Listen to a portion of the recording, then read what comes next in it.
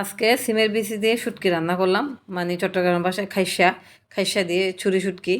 তো আর এগুলো আমি একদম স্কুল থেকে ছেড়ে নিয়ে আসছি, শুনলে অবাক হবেন। আমরা যারা একসাথে বাচ্চাকে নিয়ে যাই, তো বসে বসে ওখানে ছিলে ফেললাম। বাসায় তো আমি একা একা এতগুলো সিমের বিচি ছিল কোনোভাবে পসিবল না, সেই জন্য ওখানে বসে আড্ডা মারতে মারতে ছিলে নিয়ে আসছি। তারপরে সে আগে রান্নাঘরটা আগে পরিষ্কার করে ফেললাম, কারণ প্রতিদিন সকালবেলা বের হয়ে যায়, ঘরের কোনো কাজ কাম করে যেতে পারি না, এই স্কুল থেকে এসে বাকি কাজগুলো করি। আর রান্নাঘরটা পরিষ্কার না করলে আমার একদম ভালো লাগে না। এটা আমার অন্ততপক্ষে পরিষ্কার থাকতেই হবে, বাকিগুলোর কথা জানি না। তো সেই জন্য একদম চুলা বাল্বগুলো সুন্দর করে একদম ভালো করে মুছে নিছি। মুছে এখন শুধু রান্না বসাবো, আর আজকে তেমন একটা ঝামেলা করব না, একদম শর্টকাটের মধ্যে রান্না করে ফেলবো। এই আমার রান্নাঘরটা গোছানো হয়ে গেছে। এখন চুলার ইয়াগুলো ধুয়ে নিচ্ছি, চুলা ধুয়ে নিচ্ছি ভালো করে, কারণ এগুলো তো ময়লা হয়, তেল ছিটকে পড়ে, সেই জন্য ভালো লাগে না। সেগুলো ভালো করে ধুয়ে নিছি, ধুয়ে নিয়ে এগুলোকে এখন পানি ছাড়তে দিব।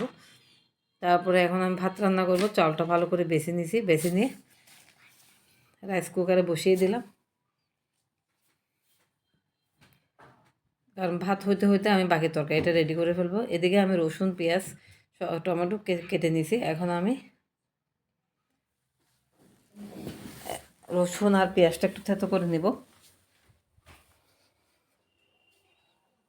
তো ভালো করে কুজাতে এটা থেতো করে নিচ্ছি। তারপর কাঁচামরিচগুলো থেতো করে নিব।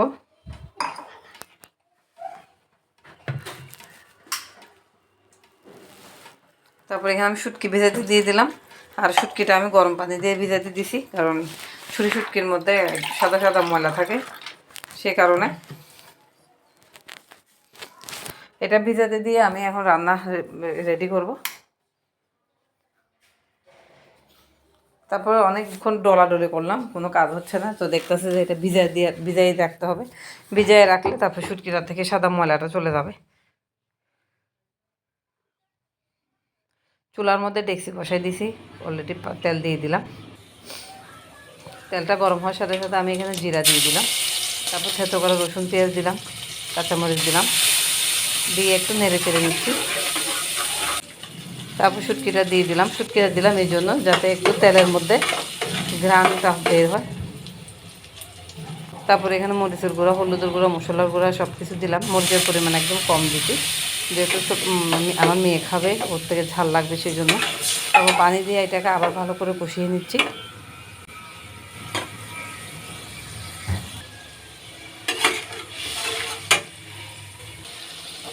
এখন আমি এখানে কাটা টমেটোগুলো দিয়ে দিব।